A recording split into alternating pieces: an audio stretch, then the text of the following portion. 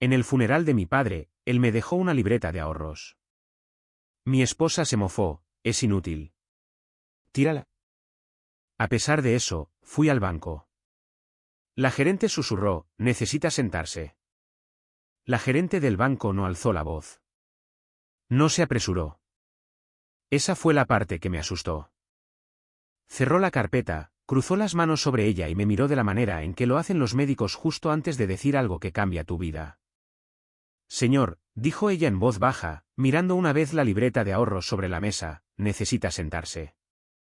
Yo ya estaba sentado, pero mis piernas se sintieron huecas de todos modos, como si el suelo hubiera bajado 3 centímetros sin previo aviso. A nuestro alrededor, el banco continuaba con normalidad, las impresoras zumbaban, una pluma tintineaba sobre un mostrador, alguien reía suavemente cerca de la estación de café del vestíbulo. Sin alarmas, sin gritos, solo esa frase colgando entre nosotros, pesada y final.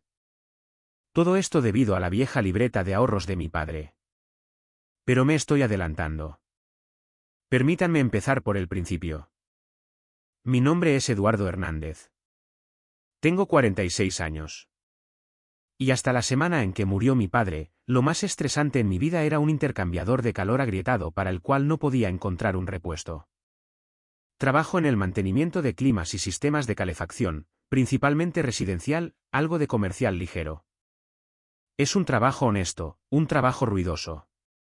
El tipo de empleo donde te duelen las rodillas por la noche y tus manos huelen a metal y polvo sin importar cuánto te talles. Vivo a las afueras de Monterrey, Nuevo León, en una modesta casa de 2 recámaras con un revestimiento que ha visto mejores décadas. Mi camioneta está apagada, pero vibra cuando me detengo en los semáforos. No soy pobre, pero tampoco vivo con comodidad. Arreglo cosas para otras personas para ganarme la vida. Y de alguna manera, he aprendido a vivir con algunas cosas que permanecen rotas en mi propia vida.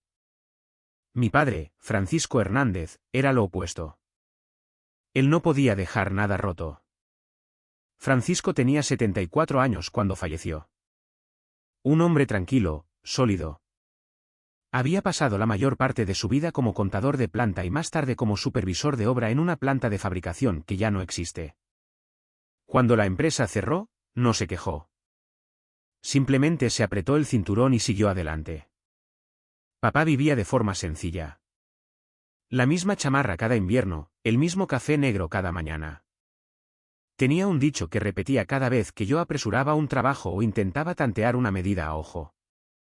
Mide 2 veces, decía él, golpeando el costado de la cinta métrica con su nudillo, corta una vez. No me di cuenta hasta mucho tiempo después de que no se refería solo a la madera. El funeral fue un jueves. Cielo gris, viento frío que atravesaba la chamarra, sin importar cuán gruesa fuera. Mi esposa, Verónica, organizó la mayor parte. Ella es buena en eso, listas, cronogramas, asegurarse de que todo funcione eficientemente. Ella cree que las emociones son algo que se gestiona, no algo en lo que uno se permite caer. El servicio fue corto, educado.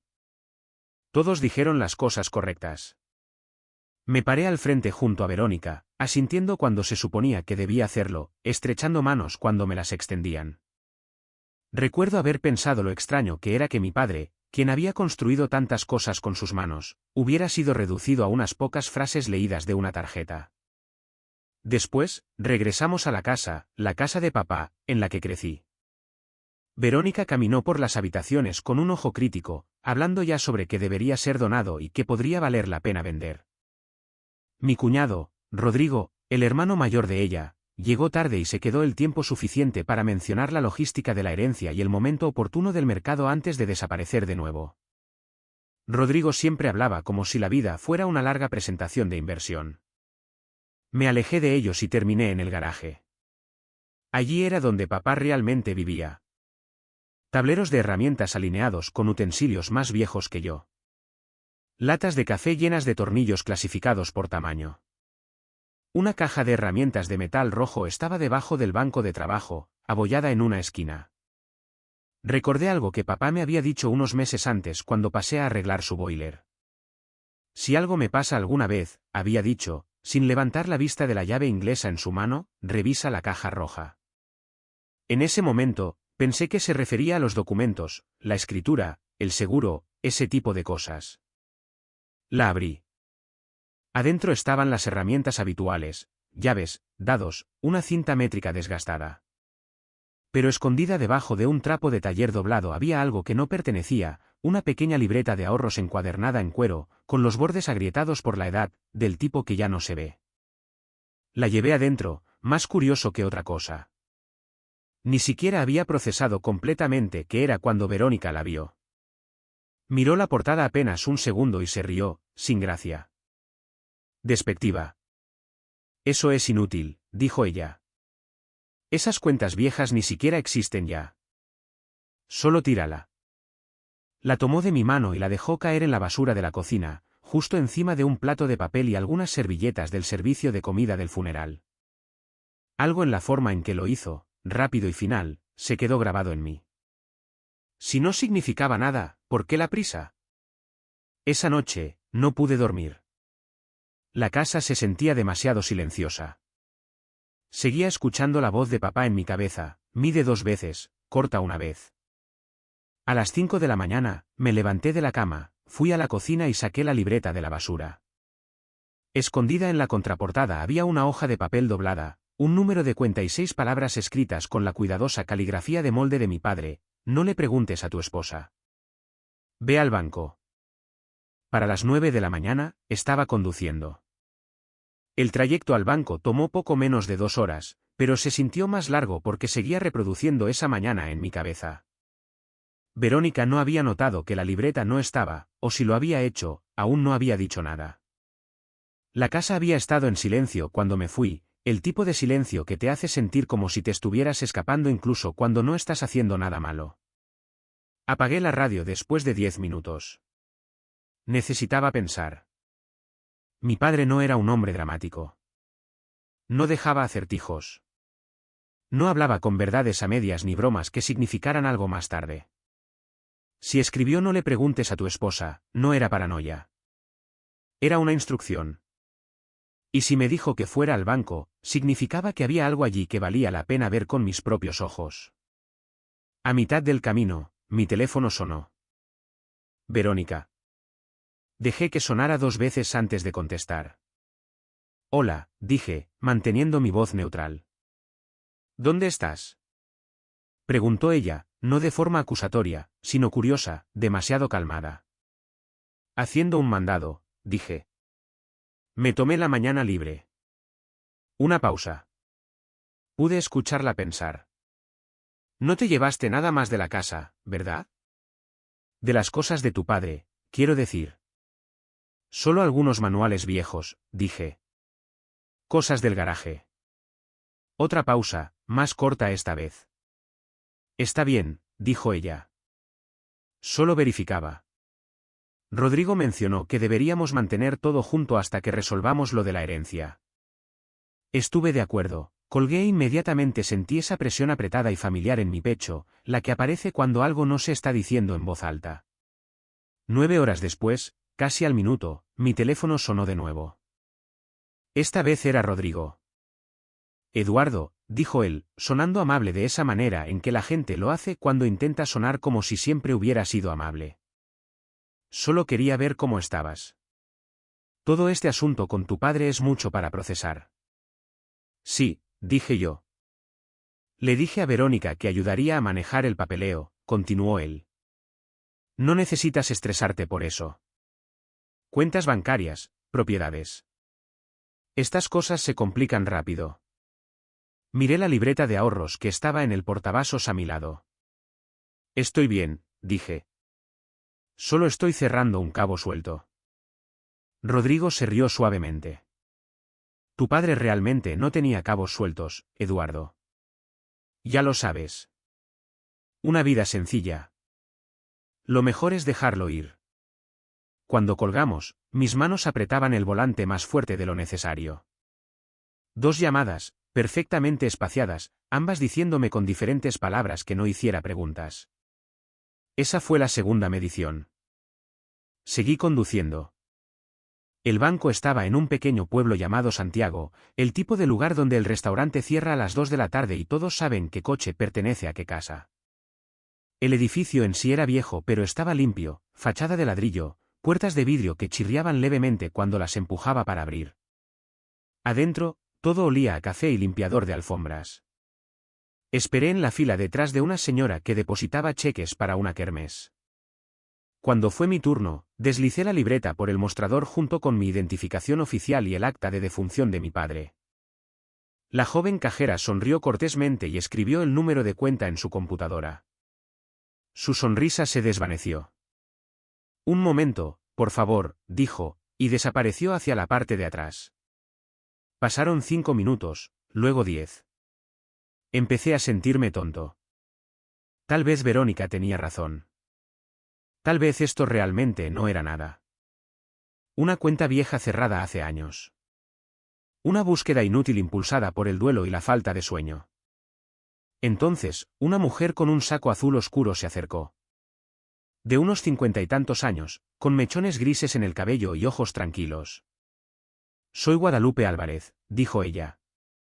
La gerente de la sucursal. ¿Podría venir conmigo, por favor? Su oficina era pequeña y silenciosa, con certificados enmarcados en la pared y una planta que parecía haber sobrevivido a mucho. Cerró la puerta suavemente detrás de nosotros y se sentó frente a mí, con la libreta de ahorros extendida entre sus manos. Esta cuenta, dijo con cuidado, está bloqueada. Parpadeé. ¿Bloqueada de qué manera? No por nada que usted haya hecho, dijo ella rápidamente, sino por su historia. Giró su monitor ligeramente para que yo pudiera ver.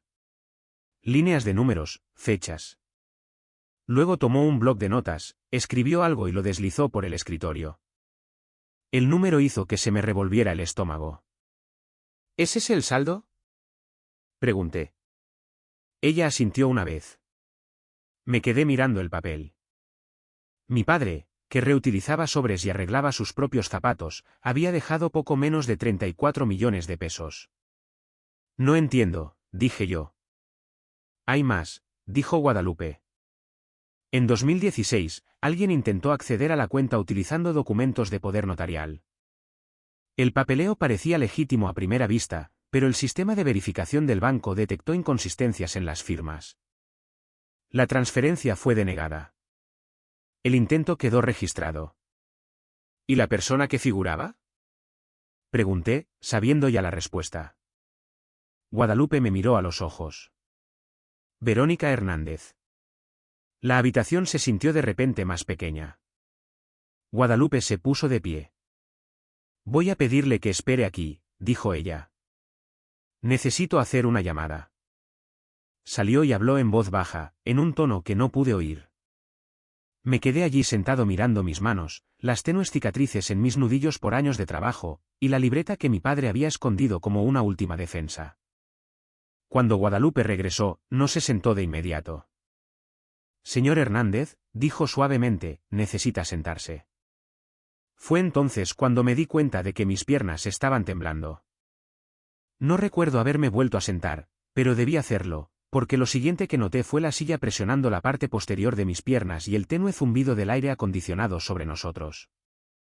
Guadalupe Álvarez permaneció cerca de la puerta, todavía con el teléfono en la mano, como si se asegurara de que permaneciera cerrada. Voy a ser muy clara, dijo, regresando a su asiento.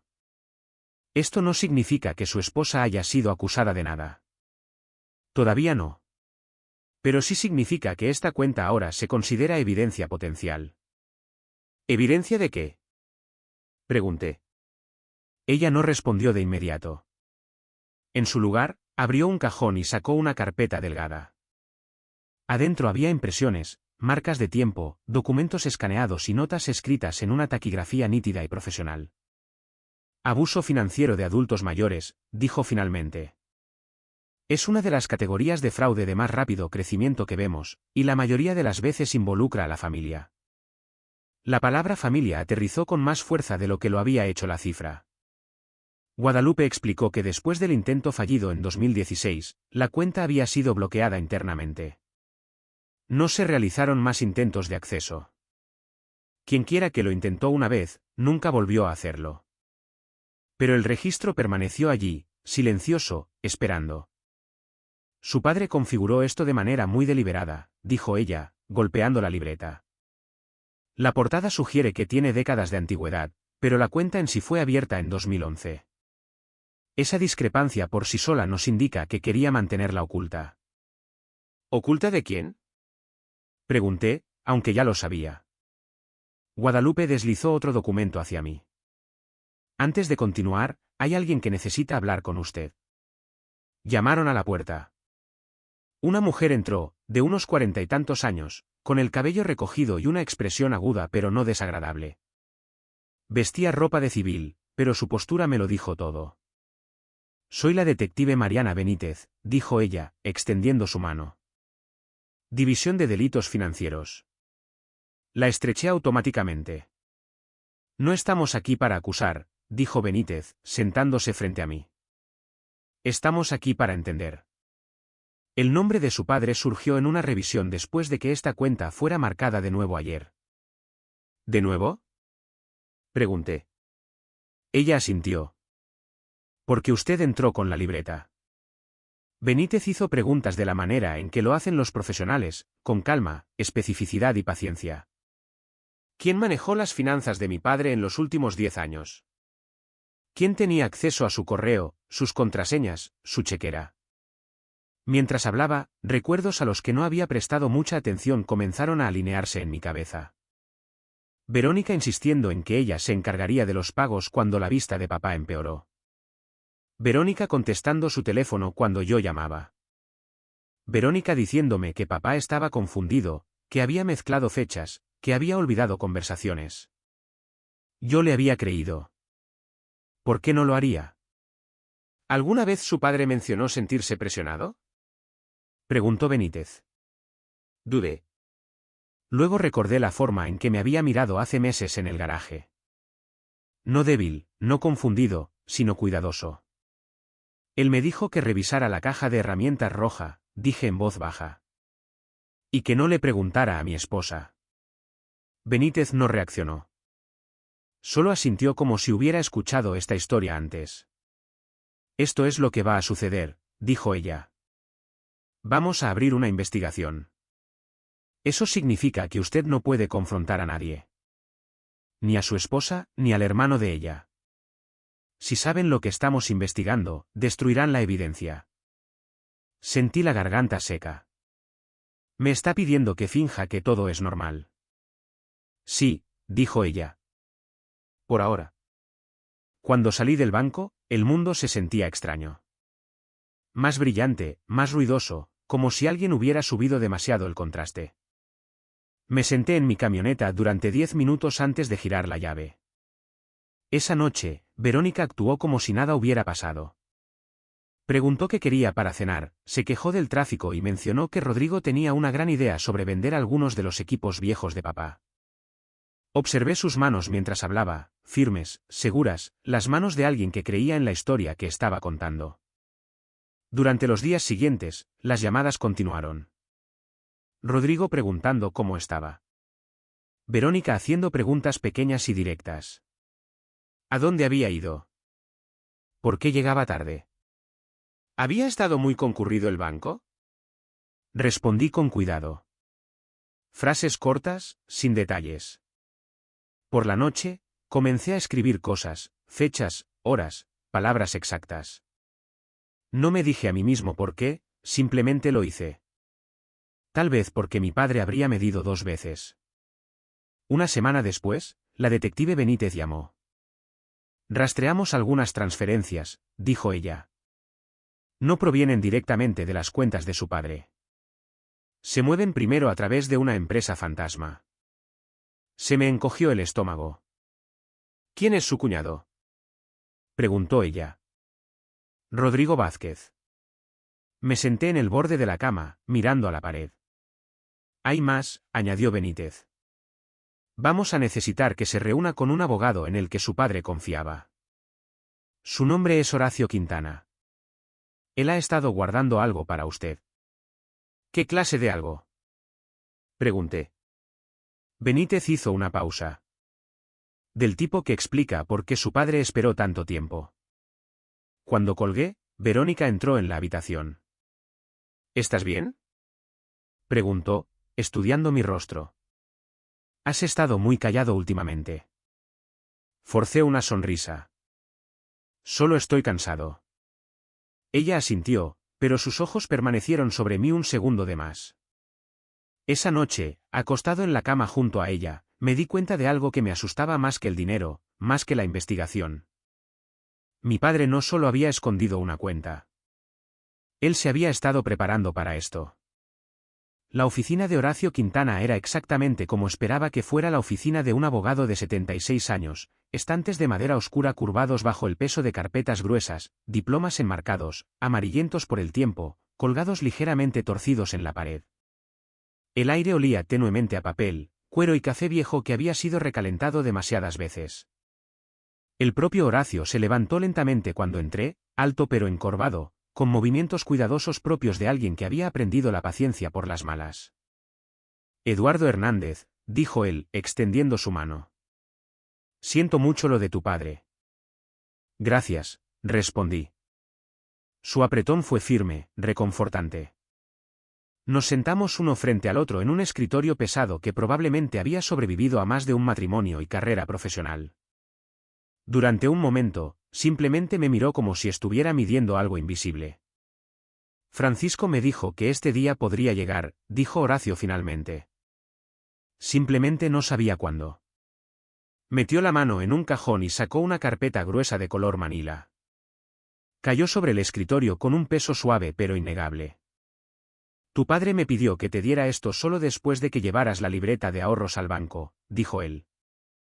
No antes. No si la encontrabas y decidías dejarlo pasar. Solo si seguías adelante hasta el final. Abrí la carpeta lentamente. Adentro había copias de documentos, estados de cuenta bancarios, notas manuscritas y comparaciones de firmas una al lado de la otra. A la izquierda, la firma real de mi padre, presión irregular, un ligero temblor. A la derecha, la versión falsificada, demasiado limpia, demasiado consistente. Él se dio cuenta, dijo Horacio en voz baja, de inmediato. Las notas eran meticulosas. Fechas, montos, números de cuenta. Cada transacción cuestionable estaba rodeada con tinta roja, seguida de una breve observación escrita con las precisas letras de molde de mi padre, transferencia no autorizada. Discrepancia en la firma. Confrontada, lo negó. Él vino a verme en 2017, continuó Horacio, me dijo que creía que su nuera estaba desviando dinero. Tenía pruebas pero no autoridad. Ella ya tenía el poder notarial para entonces. Sentí un nudo apretarse en mi pecho. ¿Por qué no fue a la policía? Horacio suspiró. Lo intentó de manera informal, pero ya lo habían etiquetado como confundido. Una vez que esa narrativa se impone, es difícil de cambiar, especialmente cuando la persona que controla tus cuidados es la misma que cuenta la historia. Al fondo de la carpeta había una declaración jurada ante notario con fecha de 2 años atrás. Reconocí la letra de mi padre de inmediato, estoy en pleno uso de mis facultades mentales. Sé exactamente lo que estoy haciendo. Estoy siendo explotado financieramente por un miembro de la familia. Documento esto para que la verdad sobreviva a las mentiras. Mi visión se nubló por un momento. Él sabía que no podía ganar mientras estuviera vivo, dijo Horacio. Así que se preparó para después. Pasé a la última sección de la carpeta, una sola página separada del resto. Francisco lo llamaba su seguro, explicó Horacio. La cuenta que encontraste.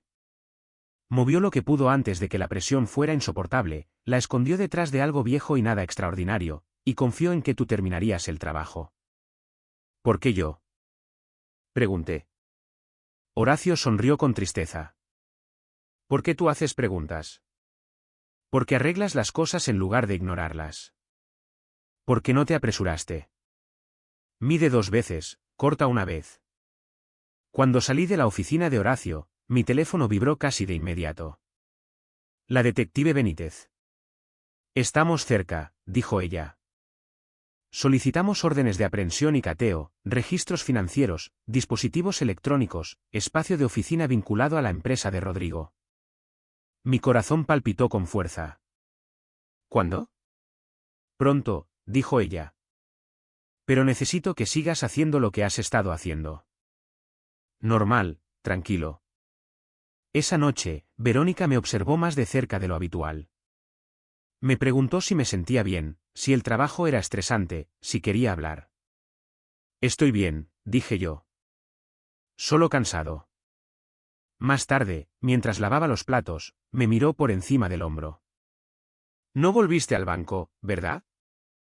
No, respondí, sosteniendo su mirada. ¿Por qué? Ella se encogió de hombros. Parece el tipo de cosa que la gente hace cuando está preocupada. Sonreí, de forma lenta y cuidadosa. No estoy preocupado. Pero ella no me devolvió la sonrisa. 2 días después, la detective Benítez llamó de nuevo. Vamos a actuar mañana, dijo ella. Órdenes judiciales simultáneas. Sin previo aviso. Pensé que querría saberlo. Colgué y me senté solo en mi camioneta durante mucho tiempo, con las manos apoyadas en el volante, escuchando el tic-tac del motor mientras se enfriaba. Mi padre había medido cada paso, documentado cada corte. No había estado débil ni confundido. Había sido paciente, y mañana su paciencia estaba a punto de dar frutos. La llamada llegó a las 6:12 de la mañana. La detective Benítez no desperdició palabras. Está sucediendo hoy, dijo ella. A las 7 en punto de la mañana. Órdenes simultáneas. Yo ya estaba despierto. Había estado allí acostado mirando al techo, escuchando la respiración de Verónica a mi lado, contándola de la manera en que solía contar los pasos de mi padre en el garaje cuando era niño. Lenta, uniforme, controlada. Me pregunté si ella presentía algo, si algún instinto le susurraba que el suelo bajo sus pies estaba a punto de ceder. Gracias por avisarme, dije. No te pediré que estés allí, respondió Benítez. De hecho, es mejor si no lo estás. Solo mantente disponible. Después de colgar, salí de la cama y me vestí en silencio.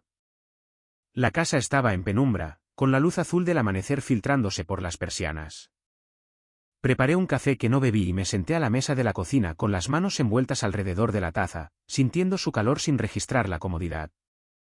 Exactamente a las 7, mi teléfono vibró de nuevo. Estamos en tu residencia, dijo Benítez. Mantente a la espera. Me quedé mirando la puerta principal, casi esperando que explotara hacia adentro. En cambio, la casa permaneció inmóvil. Verónica estaba en el piso de arriba, probablemente vistiéndose para el trabajo, pensando que era un martes cualquiera.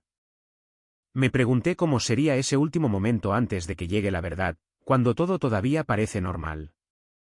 No estuve allí cuando llamaron a la puerta, me contó Benítez más tarde. 2 oficiales, placas visibles, voces tranquilas, sin gritos. Verónica respondió en bata, con una taza de café en la mano. Intentó primero la sonrisa, luego la confusión, después la ofensa, las capas practicadas de una mujer que se había librado de problemas hablando durante toda su vida. Cuando se leyó la orden judicial, fraude, falsificación, abuso financiero de adultos mayores, la sonrisa desapareció. Por solo un segundo, su rostro se quedó en blanco, como si una máscara se deslizara. Al otro lado de la ciudad, en el mismo momento, los oficiales entraron en la oficina de Rodrigo. Él estaba en una reunión con 2 clientes, a mitad de una frase, con la mano levantada para enfatizar un punto sobre el crecimiento a largo plazo. La habitación se quedó en silencio cuando aparecieron las placas. Rodrigo intentó reírse del asunto, preguntó si había algún error, mencionó a su abogado. Los oficiales no estaban interesados. Para las 8:30, ambos estaban bajo custodia. Me enteré sentado en mi camioneta frente a una ferretería, observando a un hombre cargar bolsas de tierra preparada en su cajuela como si fuera cualquier otra mañana en el país. No sentí triunfo. No sentí alivio. Me sentí cansado. Esa tarde, el abogado de Verónica llamó. Su voz era suave, practicada. Señor Hernández, mi cliente cree que ha habido un malentendido. Estas situaciones pueden escalar innecesariamente si las emociones se involucran. No dije nada. Ella está dispuesta a devolver una parte de los fondos, continuó él. Podríamos resolver esto discretamente, evitar el estrés de una investigación prolongada. Una parte, repetí yo. Sí, dijo él rápidamente. Dadas las circunstancias, la condición de su padre, la naturaleza informal de los arreglos. Mi padre no estaba confundido, dije, y no hubo nada informal en las firmas falsificadas. Silencio en la línea. El abogado se aclaró la garganta. Debería considerar lo que esto le hará a su familia. Pensé en mi padre sentado solo a la mesa de su cocina, documentando robos en los que nadie creía. Ya lo he hecho, dije y colgué. Esa noche, regresé a la casa de mi padre. El lugar se sentía diferente ahora, de alguna manera más ligero. Caminé por las habitaciones lentamente, tocando los respaldos de las sillas, el borde del banco de trabajo, la caja de herramientas roja que todavía estaba donde siempre. Sobre el banco de trabajo había un bloc de notas amarillo. La letra de mi padre llenaba la primera página. Si estás leyendo esto, las cosas han comenzado a moverse. Me senté pesadamente en el banco. El resto de la página eran instrucciones. No sobre dinero, sino sobre la paciencia, sobre dejar que los sistemas funcionen, sobre no buscar venganza, solo la verdad. La justicia no es ruidosa, había escrito él. Es minuciosa. 2 días después, la detective Benítez llamó de nuevo. Están hablando, dijo ella, por separado, culpándose el uno al otro. Eso suele significar que vamos por el buen camino. ¿Qué pasa ahora? Pregunté. Ahora, dijo ella, construimos el caso. A medida que la investigación se ampliaba, surgieron detalles que me revolvieron el estómago. Transferencias canalizadas a través de la empresa fantasma de Rodrigo disfrazadas de honorarios de consultoría. Correos electrónicos entre él y Verónica discutiendo el momento oportuno y lo que Francisco recordaba, un patrón que se extendía desde hacía casi una década. Esto no había sido desesperación. Había sido un plan. Cuando finalmente volví a ver a Verónica, fue a través de una partición de vidrio en el centro de detención. Parecía más pequeña, cansada, enojada. Tú hiciste esto, dijo rotundamente por el teléfono. No, respondí yo. Tú lo hiciste. Me miró como si no reconociera al hombre del otro lado. Tal vez no lo hacía. Tal vez la versión de mí que se quedaba callada y confiaba en ella se había ido. Al salir, me di cuenta de algo más. Este no era el final. Era solo el momento en que la mentira dejó de correr. La sala del tribunal estaba más fría de lo que esperaba. No físicamente, sin embargo. El aire acondicionado zumbaba con indiferencia institucional, pero emocionalmente, todo en el lugar se sentía diseñado para quitarle el color a las personas. Paredes grises, madera clara, bancos de respaldo recto que te recordaban que este no era un lugar para la comodidad. Me senté en la segunda fila, con las manos cruzadas, viendo cómo mi vida se traducía en pruebas y evidencia. Verónica entró primero, flanqueada por su abogado. Llevaba un saco azul marino que reconocí, el que guardaba para reuniones donde necesitaba parecer razonable, serena, agraviada. Cuando me vio, su mandíbula se tensó, pero no apartó la mirada. Rodrigo entró por separado. Sin saco, sin confianza. Sus ojos recorrían la habitación como si todavía estuviera buscando un ángulo que ya no existía. El fiscal lo expuso de manera metódica, no dramática. Esa fue la parte más inquietante. No hubo voces alzadas, ni discursos morales, solo cronologías, documentos, números. En 2012, Francisco Hernández otorgó un poder notarial limitado solo para la coordinación médica. En 2014, aparecieron documentos adicionales que ampliaban el control financiero. En 2016, las firmas falsificadas. De 2017 a 2021, transferencias incrementales dirigidas a través de cuentas fantasma. Cada punto aterrizaba como el golpe medido de un martillo. La analista forense del banco testificó a continuación. Explicó cómo funciona la presión de la firma, cómo la memoria muscular deja rastros que ningún falsificador puede replicar por completo. En la pantalla detrás de ella, la firma real de mi padre apareció junto a la falsa. ¿Ven esta vacilación?, dijo ella, señalando. Esto es humano. Esto es la edad. Esto es real. Luego señaló la otra. Esto es suave, uniforme, practicado. El abogado de Verónica objetó. El juez desestimó la objeción. La detective Benítez testificó después de eso, calmada y directa. Explicó el abuso financiero de adultos mayores en un lenguaje sencillo, como los cuidadores aíslan, cómo reescriben las narrativas, cómo las víctimas comienzan a dudar de sí mismas. Estos casos no comienzan con el robo, dijo ella. Comienzan con el control. Cuando se mencionó la empresa fantasma de Rodrigo, Sociedad de Responsabilidad Limitada de Consultoría Vázquez, el ambiente en la sala cambió. Se leyeron correos electrónicos en voz alta. Frases como muévelo antes de que se dé cuenta y él ya no lleva la cuenta de las fechas resonaron contra las paredes. Rodrigo miraba la mesa. Verónica miraba al frente. Entonces Horacio Quintana subió al estrado.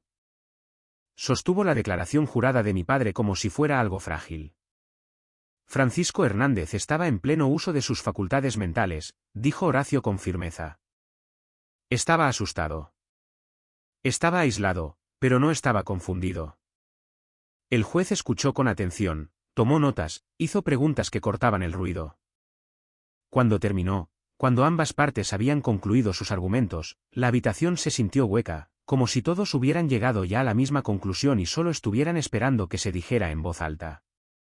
La sentencia llegó 3 semanas después. Verónica se puso de pie cuando llamaron su nombre. Su abogado argumentó por clemencia, mencionando el estrés, la falta de comunicación y las buenas intenciones que salieron mal. La respuesta del juez fue silenciosa y devastadora.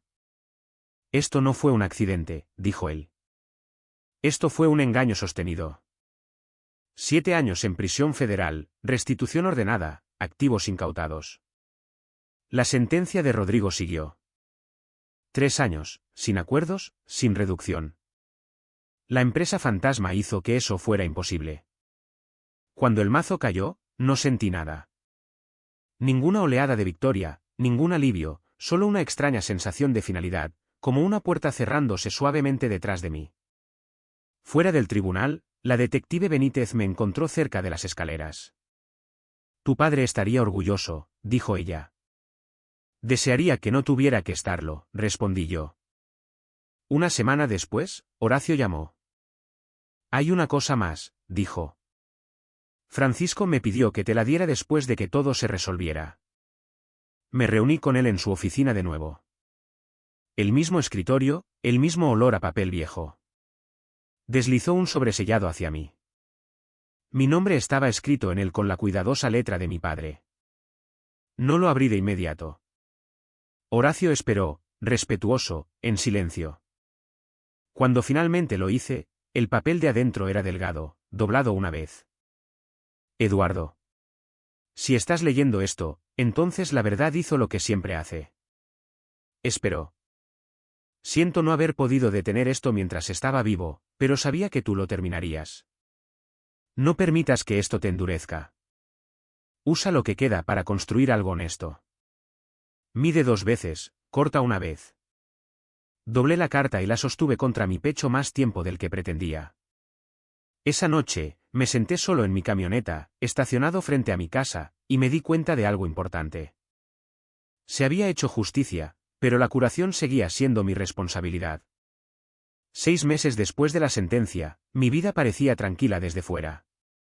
Sin fechas de tribunal, sin llamadas de detectives, sin voces de abogados dejando mensajes cuidadosos en mi buzón de voz. El tipo de silencio que la gente suele anhelar. Pero el silencio no está vacío cuando te lo has ganado por las malas. El dinero tomó tiempo en liquidarse. Las cuentas tuvieron que desenredarse, los activos liquidarse, la restitución calcularse y transferirse. Dejé que Horacio Quintana manejara la mayor parte. Confiaba en él. Mi padre había confiado en él. Eso era suficiente. Cuando llegaron las cifras finales, no me sentí rico. Me sentí estable. Por primera vez en años, no había un peso presionando mi pecho cuando abría mi buzón o revisaba mi saldo. Pagué mi camioneta, liquidé la hipoteca, aparté lo que necesitaba para vivir sin miedo y luego hice algo que mi padre habría entendido. Construye algo útil. Nada ostentoso, nada impresionante para personas como Rodrigo, solo algo honesto. Compré una pequeña propiedad en una esquina del centro, un local estrecho con grandes ventanales y un suelo de concreto agrietado. Solía ser una imprenta. Ahora es un espacio de reparación, parte taller, parte aula. Arreglo aparatos que la gente no puede permitirse reemplazar. Enseño mantenimiento básico los fines de semana, como cambiar filtros, como escuchar a una máquina antes de que se rompa. En la pared trasera, sobre el banco de trabajo principal, colgué la cinta métrica de mi padre, la vieja, con el borde de metal desgastado y suave por décadas de uso. Junto a ella, enmarcada de forma sencilla, sus palabras: mide 2 veces, corta una vez. La gente pregunta por eso a veces. Simplemente les digo que perteneció a alguien que creía en hacer las cosas con cuidado. Verónica escribe cartas desde la prisión, cartas largas, páginas llenas de explicaciones, acusaciones y disculpas que vuelven a convertirse en culpa. Dice que lo arruiné todo, que la traicioné, que la familia no debería hacerse esto entre sí. No respondo. Algunas puertas, una vez cerradas, no necesitan ser reabiertas para demostrar que están bajo llave. La esposa de Rodrigo se divorció de él. Su empresa se disolvió. Los clientes desaparecieron tan rápido como una vez lo habían elogiado. Cuando alguien construye su vida sobre atajos, resulta que no hay nada debajo cuando los atajos colapsan. Una vez, Horacio me preguntó si quería visitar a Verónica o a Rodrigo. Cierre de ciclo, lo llamó él. Lo pensé durante un día. Luego dije, no. El cierre de un ciclo no es algo que otras personas te dan. Es algo que tú eliges cuando dejas de esperar explicaciones que no te curarán. A veces, al final de la tarde, cuando el taller está en silencio y la luz entra inclinada de forma justa por las ventanas, escucho la voz de mi padre en mi cabeza. No la voz seria, sino la más suave, la que usaba cuando estaba enseñando, no corrigiendo. Desearía que estuviera aquí para ver este lugar. Desearía que nunca hubiera necesitado esconder nada. Desearía que le hubieran creído cuando importaba. Pero también sé esto: él no fue derrotado. Fue paciente. Dejó algo más que dinero. Dejó un registro, una verdad que sobrevivió a las mentiras. Y confió en mí para llevarla el resto del camino. Si estás escuchando esto y algo te resulta familiar, si alguna vez te han dicho que estabas imaginando cosas, que estabas exagerando, que era mejor no hacer preguntas, espero que escuches esta parte con claridad. Presta atención a lo que no tiene sentido. Escribe las cosas. Confía en los patrones, no en las promesas. La verdad no tiene prisa, espera. Comparte tus pensamientos en la sección de comentarios a continuación y no olvides darle me gusta, compartir y suscribirte a Ecos de la Vida.